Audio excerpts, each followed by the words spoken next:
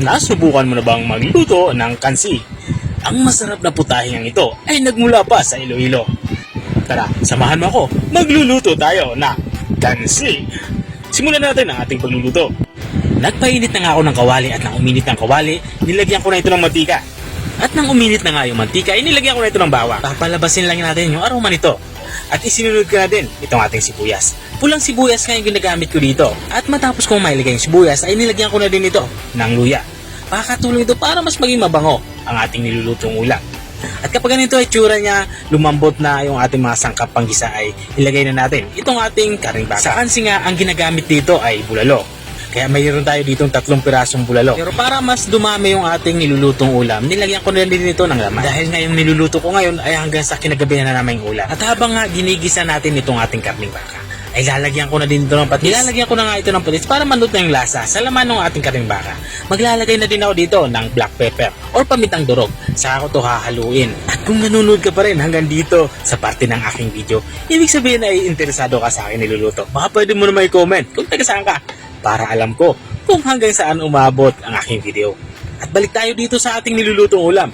Naglagay na nga ako dito ng tubig. Ang tubig naman ay sapat para makapagpalambot nitong ating karning baka. Nilagyan ko na nga din to ng atswete saka lemongrass or tanlad. At saka ko to tatakpan at papakuloy natin to ng mga 2 oras.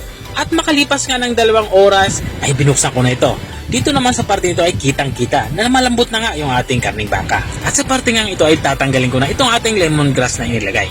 Dahil hindi na natin ito yung kailangan, nakuha na natin yung katas niya. At matapos ko nga matanggal yung ating tanlad na inilagay, ay ilalagay ko na din itong ating langka. Matapos ko nga mailagay yung langka, ay tatakpan ko na ito.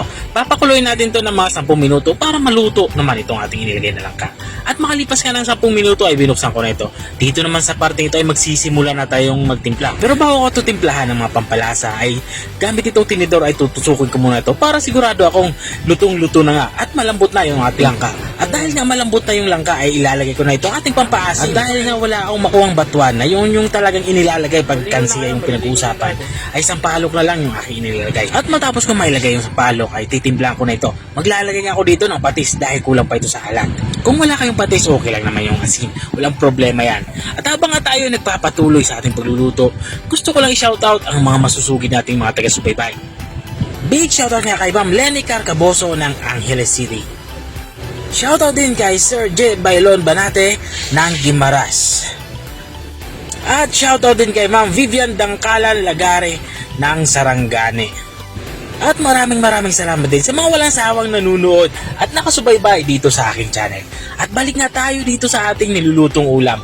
Dito nga ay patapos na ako sa pagluluto. Bali ang panghuli kong inilagay na sangkap, itong ating siling green saka siling pula. At ito na nga, lutong-luto na nga yung ating ulam pananghalian. Ito nga yung ating kansi. Kung nakarating ka hanggang dito sa dulo ng aking video, maraming salamat sa panunood. Kung nagustuhan mo naman yung bago nating recipe yung binahagi, baka pwede mo naman itong i-share. O siya, hanggang dito na lang ako. Kita-kita ulit sa mga susunod na mga videos. Paalam! Bye-bye!